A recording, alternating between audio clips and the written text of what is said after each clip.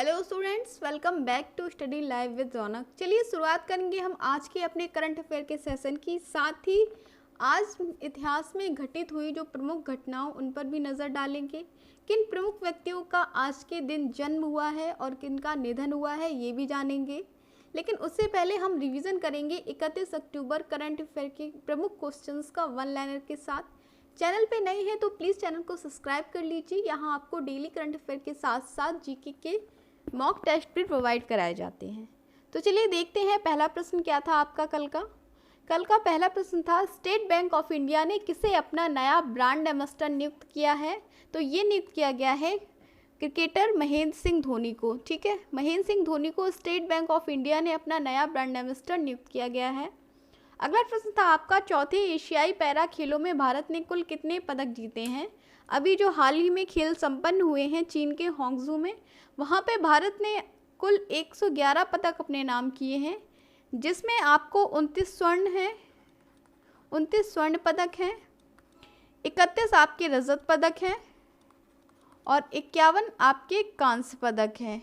ठीक है, 51 आपके कांस्य पदक हैं और 111 पदकों के साथ भारत का यह अब तक का सबसे सर्वश्रेष्ठ प्रदर्शन रहा है।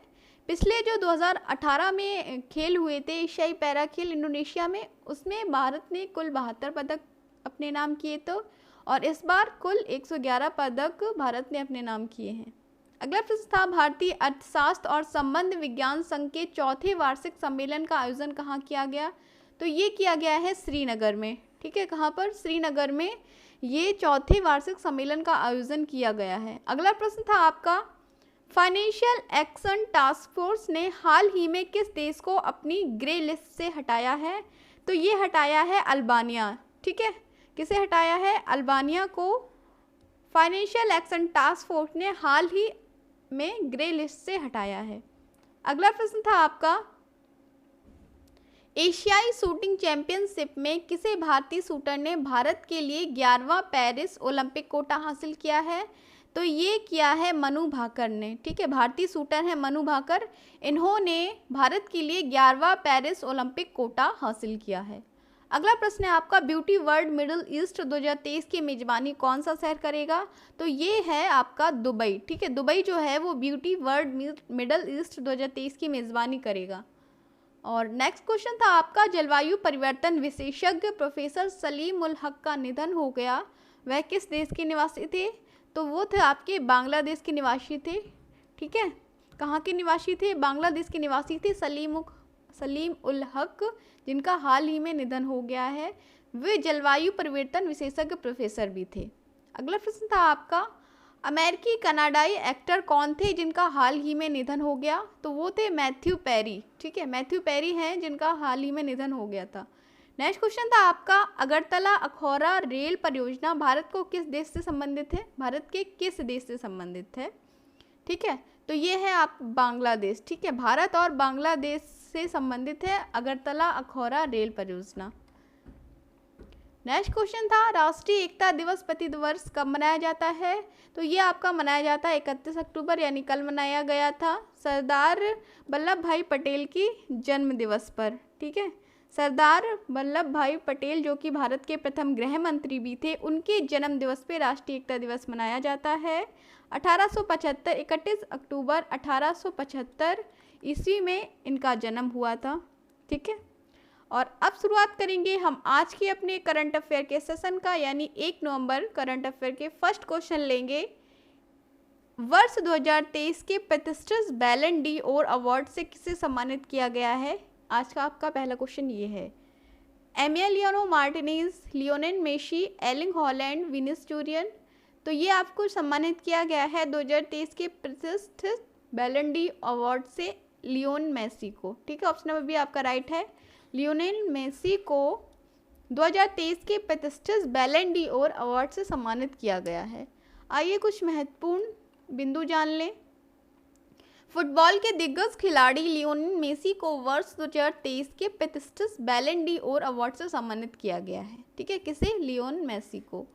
मेसी ने रिकॉर्ड 8वीं बार बैलन डी अवार्ड अपने नाम किया है। कितनी बार? अब तक 8वीं बार ये रिकॉर्ड इन्होंने अपने नाम कर लिया है मेसी ने।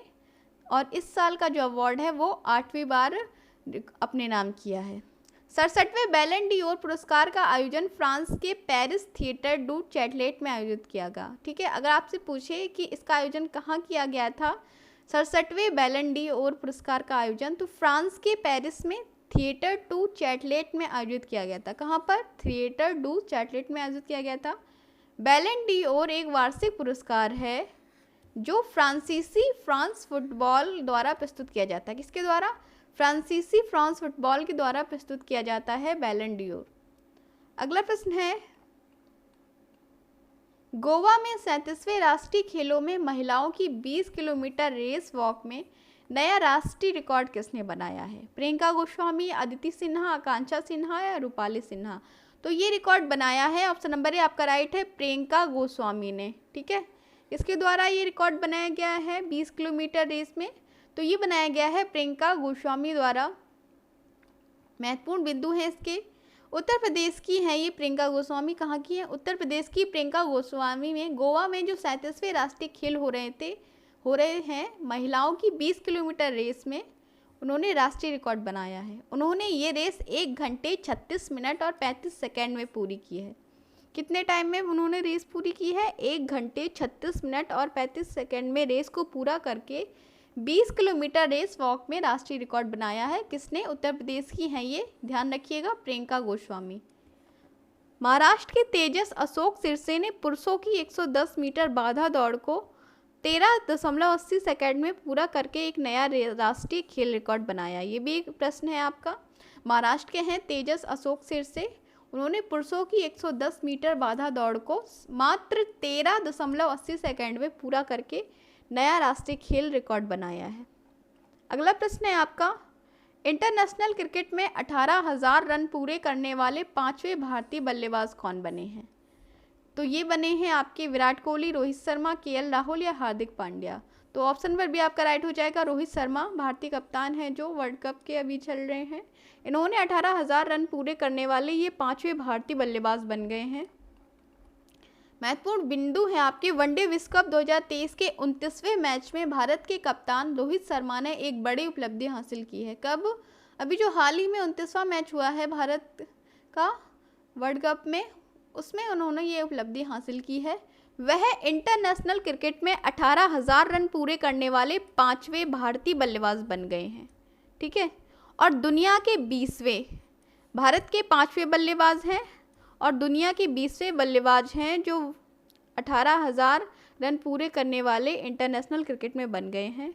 वहीं रोहित इस साल 1,000 वनडे रन पूरे करने वाले पहले कप्तान भी बन गए हैं। ये भी आप ध्यान रखिएगा, रोहित जो है वो इस साल 1,000 वनडे रन पूरे करने वाले पहले कप्तान भी बन गए हैं। अगला प्रश्न है आपका, अगरतला अखौरा रेल प्रोजेक्ट भारत और किस देश से संबंधित है? नेपाल, भूटान, बांग्लादेश या श्रीलंका? तो अगरतला अखौरा जो रेल प्रोजेक्ट है वो भारत और बांग्लादेश के बीच संबंधित है।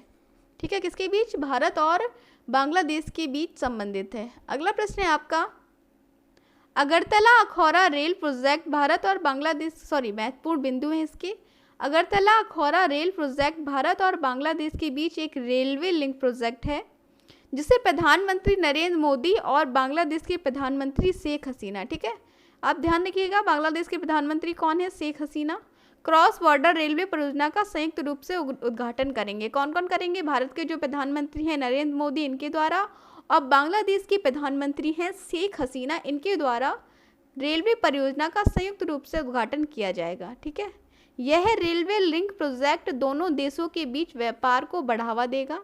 इसके शुरुआत होने के बाद अगरतला कोलकाता मार्ग पर मात्र यात्रा का समय जो है वो 31 घंटे कम होकर मात्र 10 घंटे का हो जाएगा। ठीक है, पहले कितना समय लगता था? पहले 31 घंटे का समय लगता था, लेकिन अब इस प्रोजेक्ट के बाद मात्र 10 घंटे का समय लगेगा अगरतला से कोलकाता मार्ग पर यात्रा करने का। ठीक है, चलिए नेक्स्ट क्वेश्चन लेंगे। गुजरात की पहली हेरिटेज ट्रेन को किसने हरी झंडी दिखाकर रवाना किया है? नरेंद्र मोदी, अमित शाह, राजनाथ सिंह या रतन टाटा? तो गुजरात की पहली हेरिटेज ट्रेन को प्रधानमंत्री नरेंद्र मोदी, ऑप्शन नंबर आपका राइट हो जाएगा, प्रधानमंत्री नरेंद्र मोदी द्वारा हरी झंडी दिखाकर रवाना किया गया है। महत्वपूर्ण बिंदु हैं इसके। प्रधानमंत्री नरेंद्र मोदी ने गुजरात की पहली हेरिटेज ट्रेन को हरी झंडी दिखाई है। ठीक है, गुजरात की पहली हेरिटेज ट्रेन है जिसे हरी झंडी दिखाई गई है, जिसे एक इलेक्ट्रिक इंजन द्वारा चलाया जाएगा। किसके द्वारा? इलेक्ट्रिक इंजन द्वारा चलाया जाएगा। इस ट्रेन के इंटीरियर को लकड़ी से तैयार किया गया है। यह 3 कोच वाली ट्रेन है। ठीक है, जो एकता नगर या केवड़िया को अहमदाबाद से जोड़ेगी। ठीक है, 3 कोच वाली ट्रेन है ये, जो एकता नगर या केवड़िया को अहमदाबाद से जोड़ेगी। गौरतलब है कि सरदार वल्लभ भाई पटेल का स्मारक स्टैचू ऑफ यूनिटी जो है वो केवड़िया में ही स्थित है। ठीक है, अगला प्रश्न है आपका, किस महिला फुटबॉलर ने वर्ष 2023 का बैलन डी ओर पुरस्कार जीता है? ठीक है, यहाँ पर महिला फुटबॉलर पूछा जा रहा है। अभी पुरुष ने लियोनेल मेसी ने जीता है। वहीं अगर महिला फुटबॉलर की बात करें तो यहाँ ऑप्शन है Alexia Putellas, Aitana Bonmati, Christian Sinclair या एरन पेरेडेस। तो ये जीता है, ऑप्शन नंबर बी आपका राइट है। एताना बोनमाती ने महिला फुटबॉलर है जो वर्ष 2023 का बैलन डी ओर पुरस्कार जीता है। महत्वपूर्ण बिंदु हैं, इस बार महिला वर्ग में बार्सिलोना की एताना बोनमाती को पुरस्कार से सम्मानित किया गया है। ठीक है, बार्सिलोना की है ये एताना बोनमाती, इन्हें महिला वर्ग में बैलन डी ओर पुरस्कार से सम्मानित किया गया है। यह लगातार तीसरी बार है जब बार्सिलोना की किसी फुटबॉलर ने यह पुरस्कार महिला वर्ग में जीता है। ठीक, लगातार तीसरी बार महिला वर्ग में बार्सिलोना के यह पुरस्कार जीता गया है। आपको बता दें कि महिलाओं की यह पुरस्कार वर्ष 2019 में शुरुआत की गया था। कब से शुरुआत हुआ है महिलाओं को ये पुरस्कार? 2019 में शुरुआत किया गया था, जिसे पहली बार मैगन रापिनो जीता था। ठीक है, किसने जीता था पहली बार?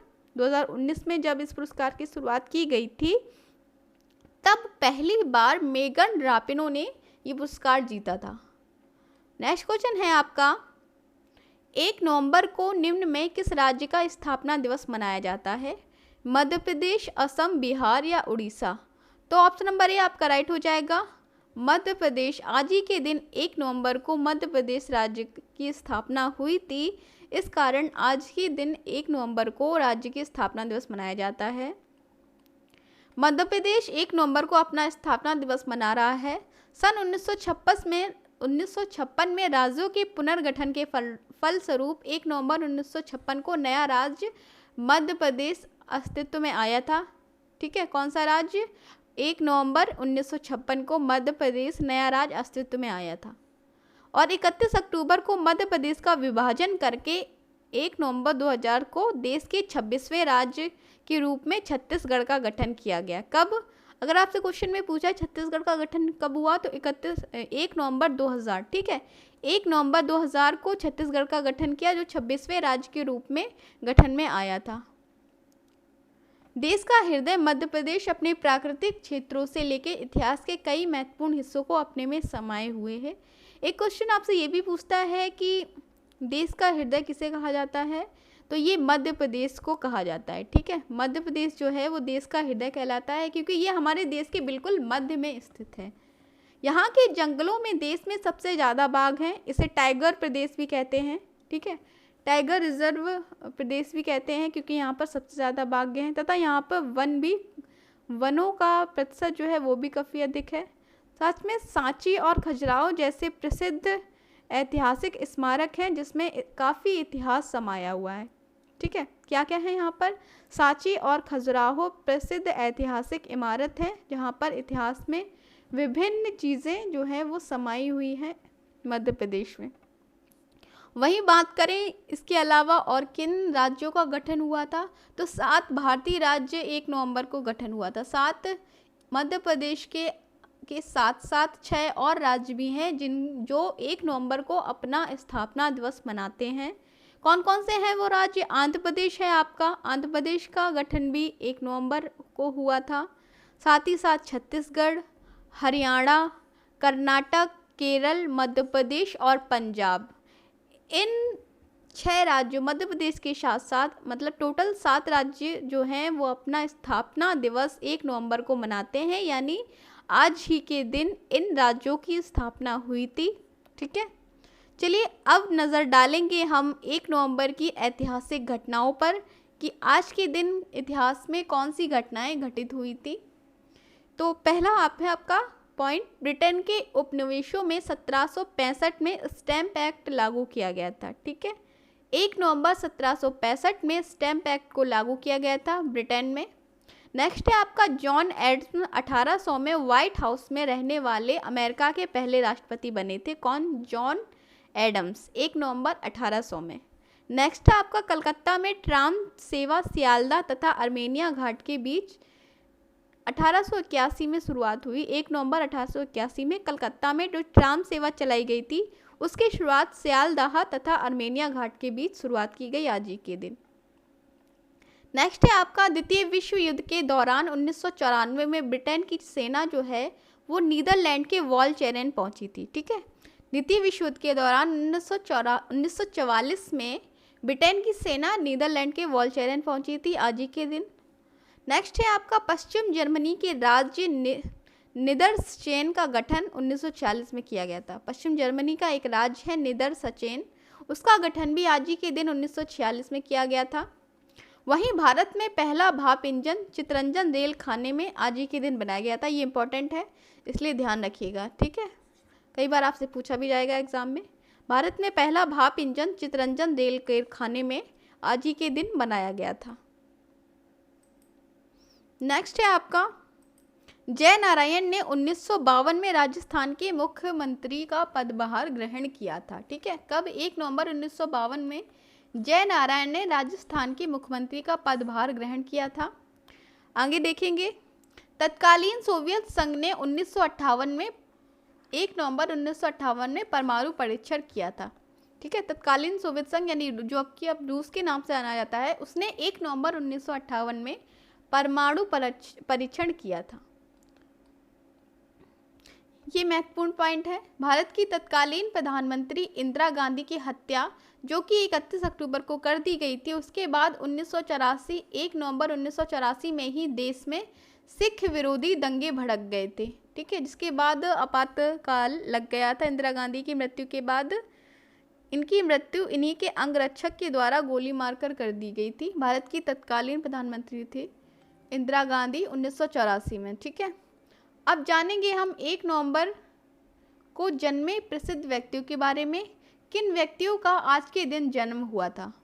तो प्रसिद्ध कथावाचक एवं हिंदी साहित्यकार राम किंकर उपाध्याय का जन्म जो है वो 1924 में हुआ। ठीक है, प्रसिद्ध कथावाचक एवं हिंदी साहित्यकार राम किंकर उपाध्याय का जन्म 1924 में हुआ। उर्दू भाषा के प्रसिद्ध लेखक व शायर अब्दुल कावी देशनावी का जन्म 1930 में हुआ। ठीक है, किसका जन्म? उर्दू भाषा के प्रसिद्ध लेखक व शायर हैं अब्दुल कावी देशनावी का जन्म 1930 1 नवंबर 1930 को हुआ था। वहीं हिंदी भाषा की लब्ध प्रतिष्ठित उपन्यासकार एवं कवयित्री प्रभा खेतान का जन्म भी 1942 को हुआ था, 1 नवंबर 1942 को। ध्यान रखिएगा, कभी कभी एग्जाम में ऐसे प्रश्न आपसे पूछ लिए जाते हैं। प्रसिद्ध राजनीतिक एवं संसदीय कार्य राज्य मंत्री संतोष गंगवार का जन्म 1948 ईस्वी में हुआ था। ठीक है, प्रसिद्ध राजनीतिक एवं संसदीय कार्य राज्य मंत्री थे संतोष गंगवार इनका। वहीं बात करें हम और किसका हुआ था, तो भारतीय अभिनेत्री एवं पूर्व मिस वर्ल्ड ऐश्वर्या राय का जन्म भी आज ही के दिन 1973 ईस्वी में हुआ था। ठीक है, किसका जन्म? मिस वर्ल्ड ऐश्वर्या राय व भारतीय अभिनेत्री 1973 1 नवंबर को इनका जन्म हुआ था। इसके साथ ही बात करें तो भारतीय क्रिकेटर वीवीएस लक्ष्मण का जन्म 1974 1 नवंबर को हुआ था।